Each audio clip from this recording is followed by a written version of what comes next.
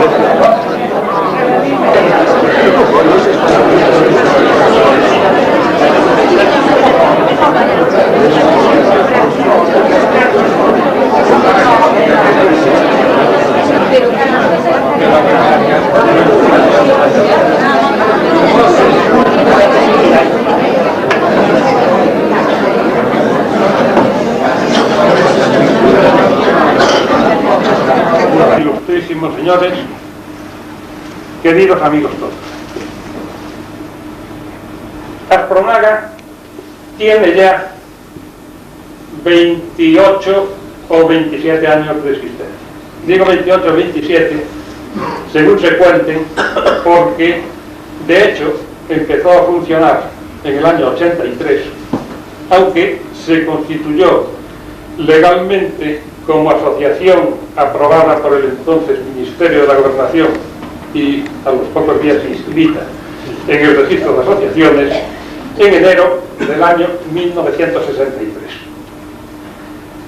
A pesar de estos 28 años de existencia, estamos celebrando hoy uno de los actos de su 25 aniversario, que obviamente se conmemoró en su día, cuando se hicieron las bodas de plata, con una serie de actos, uno de los cuales se había proyectado fuese la publicación de un libro en que recogiese la historia de Aspronaga en estos 25 años. Una serie de dificultades de orden menor, entre ellas las de impresión y composición de libros de Astornaga, que creo que es una efeméride importante, gozosa, que a todos nos debe de llenar de alegría y de orgullo, siquiera haya que ponerle también un contrapunto de seria preocupación y casi de amargor al que luego me refiero. En la andadura de 25 años se han conseguido unos logros importantes y están a la puerta proyectos de envergadura. Comenzó, y en el libro se deja el testimonio de ellos, como una actitud heroica, porque como tal hay que calificarla, de los padres de hace 30 años, que para resolver los problemas de sus hijos deciden en un medio social no mentalizado y casi hostil el poder echar a andar un proyecto en conjunto y crear una asociación, entonces con un centro exclusivamente el de enseñanza. Surgió, digo, en primer lugar el centro de enseñanza, y con el transcurso de los años fueron desarrollándose otras actividades que hoy son felices realidades en nuestra casa. Surgió el centro de trabajo, primero como una dependencia anexa al colegio y como un centro de trabajo puramente de preparación para mayores envergaduras, ocupacional. Los talleres más adelante se convierten en centros de producción y hoy tenemos unos talleres magníficamente dotados y 200 trabajadores funcionando. Creamos un club de ocio que es otra realidad gozosa en el que semanalmente y sin fallar ni una sola en el lugar del club, y que prolonga, aparte de la fiesta semanal de los sábados, los domingos y otras fiestas, con excursiones, acampadas, etc. Verdaderamente ejemplar. Esta labor absolutamente voluntaria, realizada por estos colaboradores de nuestro club, muchos de los cuales no tienen en su familia ningún testimonio especial que les haya hecho inclinar esta labor suya al campo en el que lo están haciendo, un albergue, una residencia, una casa. El régimen absolutamente familiar, de la que van a nuestros talleres al principio de la mañana, regresan por la tarde, y donde allí tienen no solo el sitio donde duermen o donde cenan, sino donde disfrutan y viven un ambiente familiar. Hace poco hemos inaugurado, o puesto en funcionamiento, el Centro de Deficientes Profundos Ricardo Baró, donde aquellos más disminuidos, los que no se valen por sí mismos, los que ni siquiera son susceptibles de una instrucción o una educación más o menos convencional, según lo que nosotros entendemos por tal, aparte de otras menos importantes, las realidades que Astornaga ofrece en estos, o ha ofrecido en estos 25 años, o 27 o 28 años de existencia. Y un futuro, parte del cual ya no es futuro, que es presente, como por ejemplo la próxima inauguración de una sección importante de nuestros talleres, en la que va a empezarse a producir y luego a comercializar productos de pastelería, empanadas, tartas, bollería, croissants, etc., en donde veremos cumplida una ilusión que nos parecía inalcanzable, no ya al principio de la andadura, sino hace muy poco. 20 chicos que van a trabajar allí van a tener el salario mínimo y su seguridad social. Esto es algo que a los que no viven de cerca el mundo que nosotros tocamos día a día, le puede parecer hasta exiguo.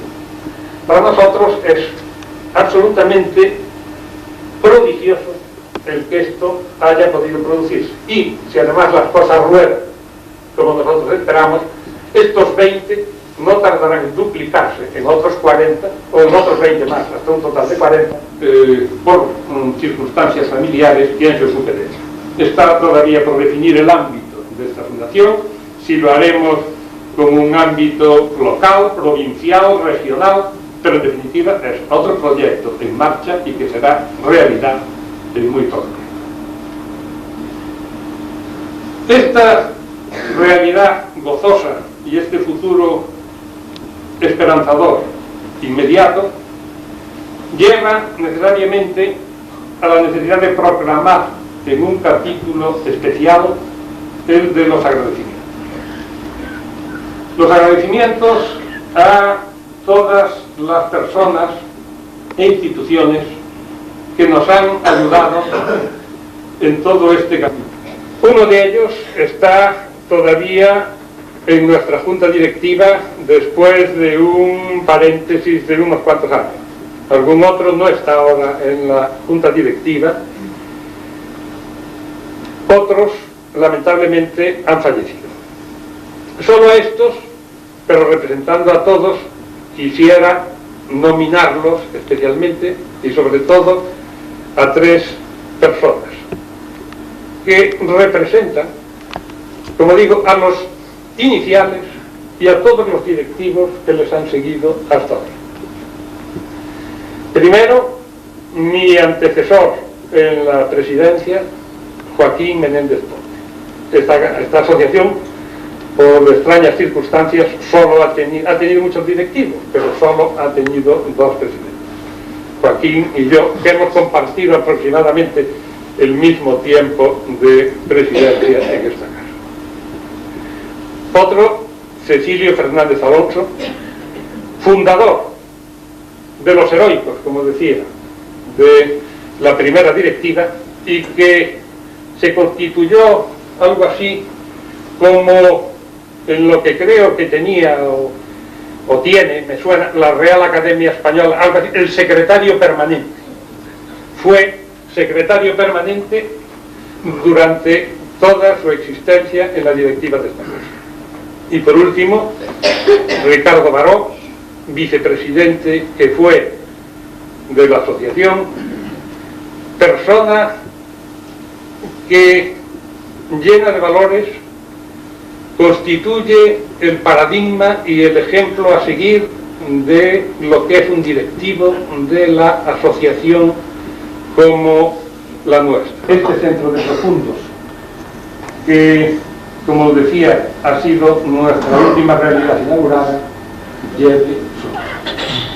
En estos 3, pero desde luego lo podía extender a todos, he querido simbolizar el recuerdo a los directivos que vocacional, desinteresada y abnegadamente han cubierto esta etapa durante los 28 años de existencia, que colaboran en el club, ya me he referido antes, y a las asociaciones e instituciones que han colaborado con nosotros. Quizá quisiera personalizarlas ahora únicamente en esta casa, en la Caja de Ahorros, aunque no sea más que, y es mucho más naturalmente, que por habernos brindado ahora el local que nos acoge y obsequiarnos seguidamente con un ágape para celebrar como se merece esta festividad que conmemora.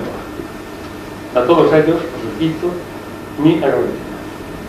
Agradecimiento también, no ya en la historia de Astronaga, sino en el acto concreto que hoy celebramos, a todos los que han colaborado en la confección del libro y del vídeo cuya presentación pública hacemos a continuación. Y esto, que quizá debiera de ser la conclusión de este Parlamento, necesita ineludiblemente ahora ese contrapunto de grave preocupación al que antes fueron. Pero frente a ese estímulo debe de corresponder con la necesaria subvención que en su cuantía, en su periodicidad y, en definitiva, en su institucionalización. No se trata de una encerrona, ni el que yo eleve ahora una queja de alguien que es el manto protector del que hemos estado o que nos ha amparado durante todo este camino. Pero lo que no se puede, y esto nos preocupa seriamente, es crecer como crecemos, que se nos estimule a crecer todavía más, a cumplir un servicio que hacemos con gusto, y luego, valga la expresión, se nos deje colgados de la brocha.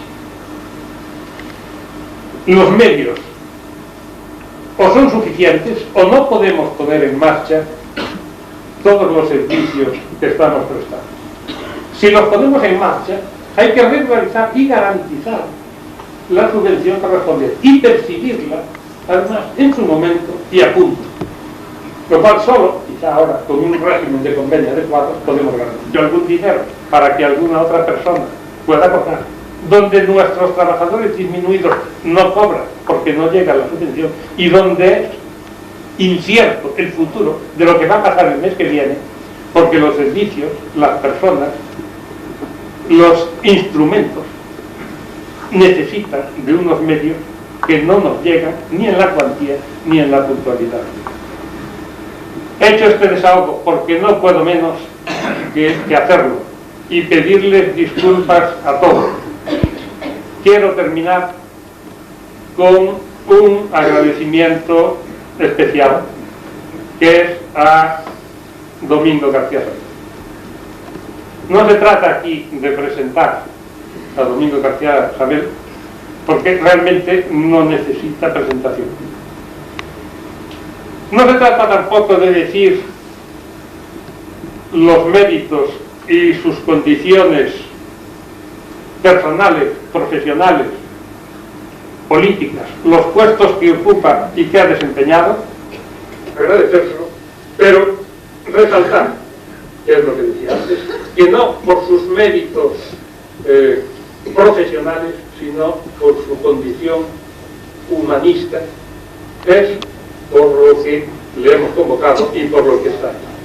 En él queremos simbolizar a todas aquellas personas que, sin ser ninguna de las que antes he nombrado, de los miembros de la asociación, de los profesionales, de los colaboradores, etc., sino simplemente...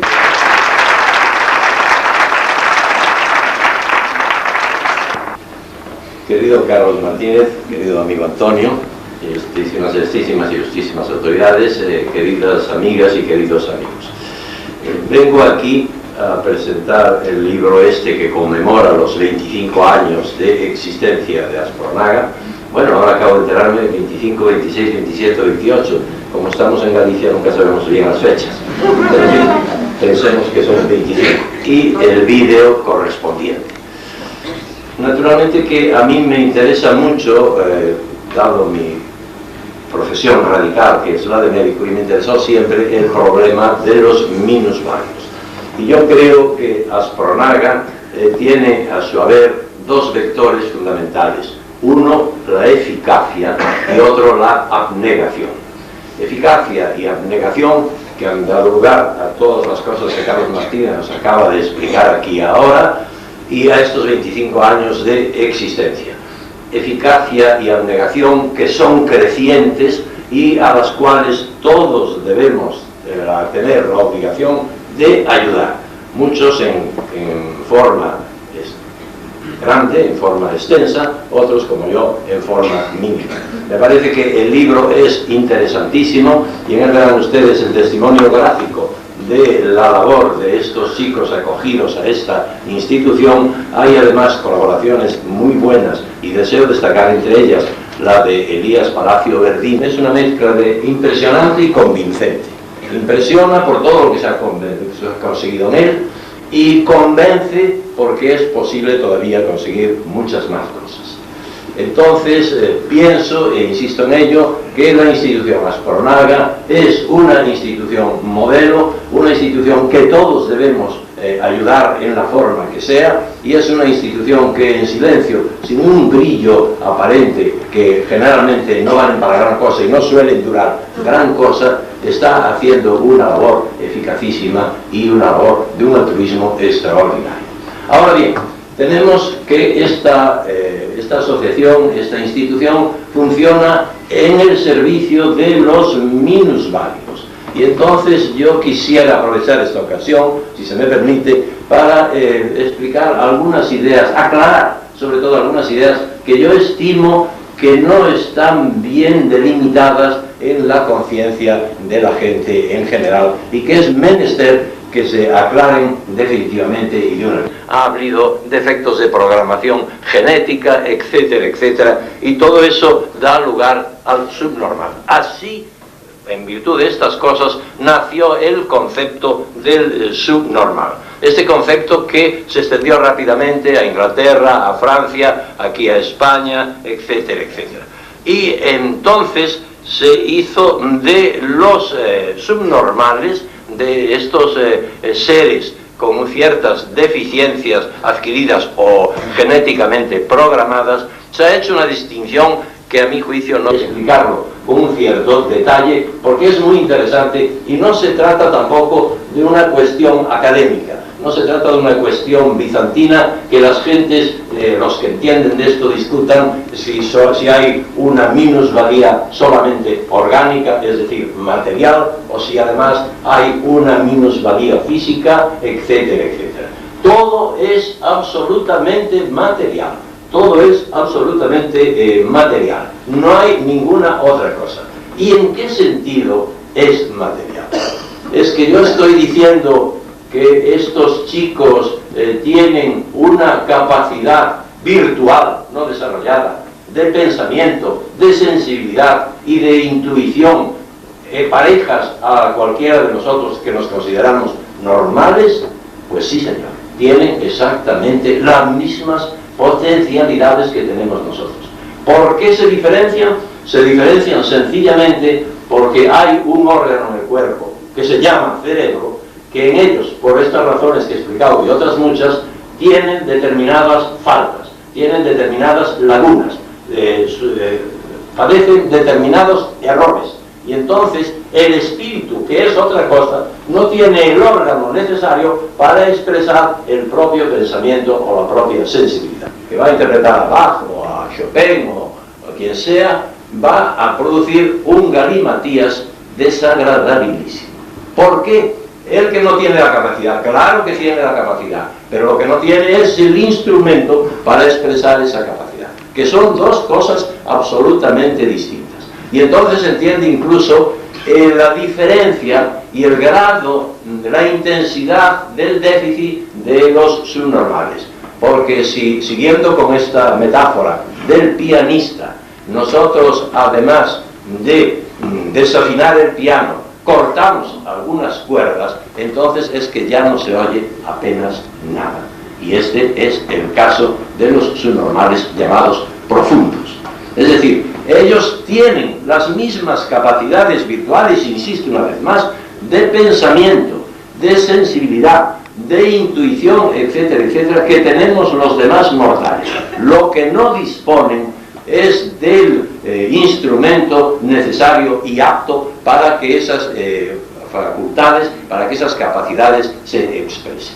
Bueno, digan ustedes, bueno, ¿y eso qué nos importa a nosotros? Porque el resultado final es el que todos vemos y el que todos... Hinderte, que quiere decir sencillamente impedidos.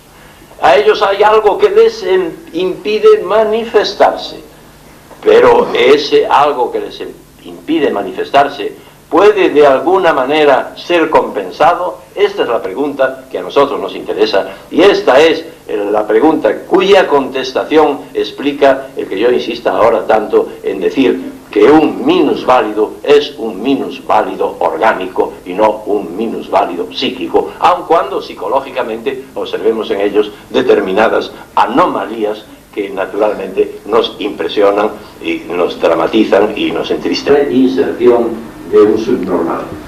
Para algunos técnicos en este problema, y es un problema que hemos discutido en Madrid, en el Instituto de Ciencias del Hombre, yo he participado en ello, hay tres maneras, tres capas distintas, tres estratos en los cuales se puede intentar reinsertar en la sociedad al subnormal, que consiste en que el subnormal no solo vive entre nosotros, no es ya ningún ser raro, ningún apestado, ningún monstruo, sino que es una persona como nosotros mismos. Entonces el estrato funcional lo que cumple es que ese individuo sea capaz de coger, de manejar las cosas, de que funcione, en una palabra. Y finalmente, el último estrato, que es el social, y que es, digámoslo así, por así decirlo, el desideratum. ¿Y en qué consiste? Consiste en que este individuo sea capaz de tener ya una iniciativa propia y de programar, aunque sea dentro de determinados límites,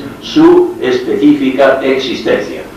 Por ejemplo, que sea capaz de acudir a un autobús, de pagar su billete, de bajarse en donde debe bajarse, de acudir a un trabajo X, el que sea. Estas son los tres estratos, las tres capas de reinserción, no de integración, sino de reinserción, de volver a insertar al sujeto con minusvalías en la sociedad que formamos todos. Los veremos luego con más detalle en el vídeo. Yo creo que forma Aspronaga una gran unidad de vida, o si se quiere, una serie de unidades de vida perfectamente articuladas las unas en las otras. Pero hasta aquí hablamos de reinserción. Imaginemos que ya tenemos al sujeto reinsertado, en un nivel o en otro, en un estrato o en otro, naturalmente según la intensidad y la profundidad de la minusvalía que le haga. Pero ahora vamos a ir a la segunda parte, y la segunda parte sería la recuperación.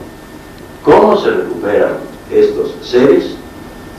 Por de pronto, potenciando una cosa que es enormemente importante, que es la intercomunicación humana. El afecto de minusvalías y de minusvalías cerebrales, por el hecho de estar afecto de estas minusvalías, no es menos consciente en general de que es distinto.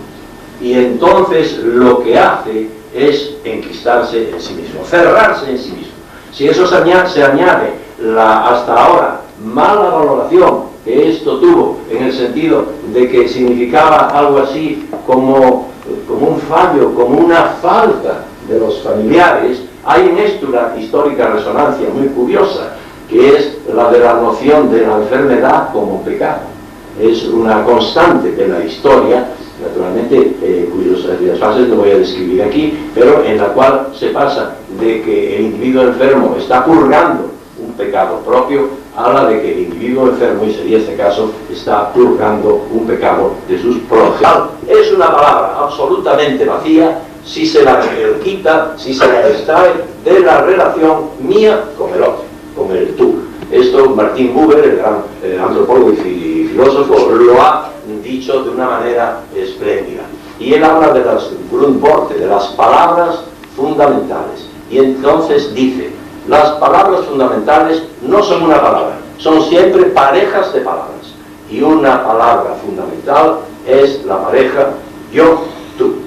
En cuanto hay yo-tú, hay intercomunicación humana y hay posibilidad de desarrollo de la personalidad. Si no hay ese yo-tú, entonces no hay absolutamente persona. El yo desaparece. Y entonces hay que aprovechar muy bien una cosa que algunos de ustedes que tienen familiares en estas condiciones lo saben o lo han vivido mucho mejor que yo, que es muy curioso, y es la capacidad de fugaz intuición que de pronto esto que se refiere a más o menos el siglo XIII, el siglo XIV y en el Oriente. Había un tirano que tuvo una idea, por otro lado, nada descabellada la idea. Él se hizo la pregunta siguiente: ¿qué lenguaje hablaban los primeros pobladores de la Tierra? Lo dicho en otros términos, ¿qué idioma empleaban nuestros primeros padres? ¿En qué hablaban Adán y Eva. Este era el problema que el tirano se puso. Problema, evidentemente, muy lógico y evidentemente muy, si ustedes me lo permiten, muy científico. Pero entonces ideó una experiencia. Dio orden de recoger a unos cuantos recién nacidos, el sexo masculino y el sexo femenino, y la orden fue de que los atendiesen al máximo. Es decir, que los cuidasen, que los aseasen, que les diesen una comida escogidísima. Es decir, los niños estarían absolutamente atendidos, casi más que en un hogar corriente. Pero con una sola condición: que las personas que se dedicasen a cuidar a estos niños jamás les dirigiesen la palabra. No hablasen delante de ellos absolutamente nada. ¿Qué pensaba este señor de Oriente? Cuando estos niños crezcan, ellos empezarán a comunicarse, hablarán algo, y eso será el idioma original. Ese será el Ursprache que dicen los alemanes. Bien, la experiencia continuó, los niños fueron enormemente atendidos y cuidados, crecieron un poco, y un día el tirano dijo: quiero ver a esos niños, a ver lo que hagan. Abrieron el sitio y los niños no hablaban nada, se habían muerto. Se habían muerto todos. Es decir, la incapacidad de comunicarse, la incapacidad de que el yo tenga articulación con el tú, hizo que la persona se fuese desintegrando y orgánicamente se produjesen las lesiones necesarias para terminarse la vida de estos seres. Pero hay otro caso, quizá en este sentido más ilustrativo, porque además no tiene nada de leyenda, es total y absolutamente histórico, que es el de la norteamericana Helena Keller. Helena Keller es una niña que nace de un matrimonio de la clase media norteamericana y nace ciega, sorda y muda. Es decir, es una niña que no tiene más relación con el mundo exterior que el tacto. Los padres quedan enormemente impresionados por esto, no saben qué hacer con la niña y un poco pues la dejan ahí en el hogar, que haga lo que quiera, porque ellos no tienen manera de comunicarse con la niña, ni la niña de comunicarse con ellos. Va creciendo, se va desarrollando y esta niña se convierte en un terrible manojo de instintos.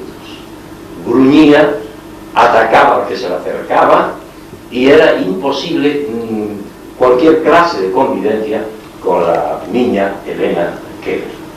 Pero en esto ocurrió que, por una serie de circunstancias muy felices, los padres de Helena supieron de una institutriz muy importante, la señorita Miss Sullivan.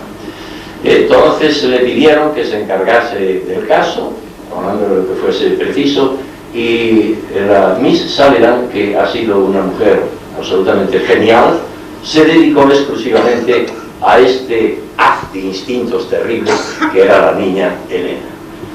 Entró más o menos en relación con ella de una manera muy difícil al comienzo, de una manera tremendamente difícil, de una manera violenta, pero al fin fue dominándola poco a poco, a través del tacto fue enseñándole cosas. Era muy difícil, imagínense ustedes lo que es explicar solo a través del tacto, por ejemplo, lo que es un teléfono. Pues es de una dificultad imposible.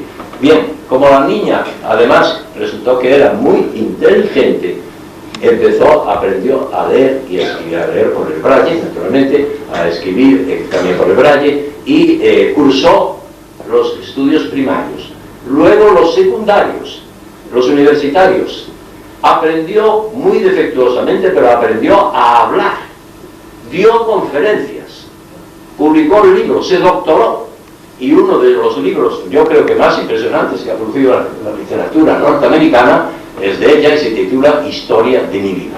Les aconsejo que lo lean porque es un libro realmente impresionante y al tiempo esperanzador.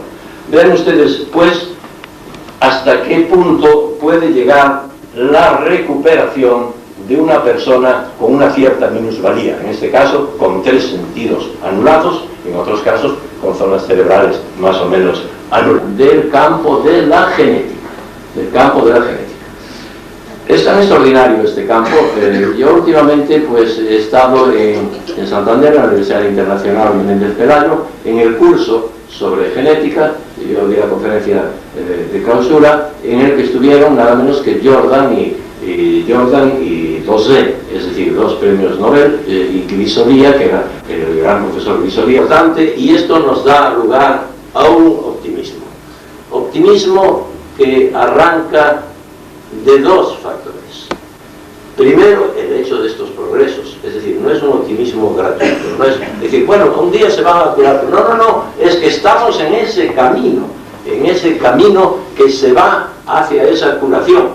Vuelvo a insistir, tardarán años, pero la vía está abierta y la luz empieza ya a resplandecer y a lanzarse sobre estas. Y hace siglos, la Suiza de habla francesa, se les tuvo compasión, se empezó por no despreciarlos, se empezó por sentir un cierto optimismo por estos pobres muchachos.